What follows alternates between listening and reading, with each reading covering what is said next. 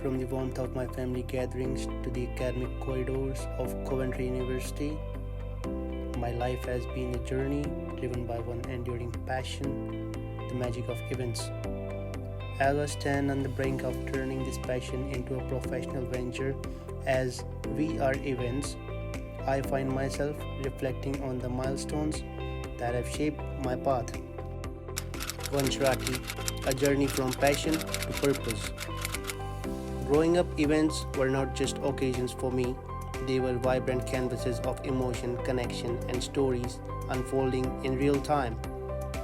Every celebration, every gathering kindled in me a curiosity. How could moments be crafted into lasting memories? How could one transform an event from a mere occasion into an unforgettable experience?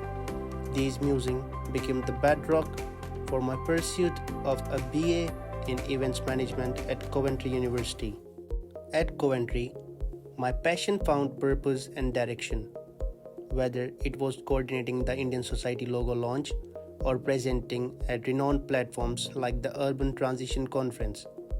Each experience enriched my understanding of the event landscape. These weren't just academic milestones, they were pivotal moments that shaped my vision for VR events.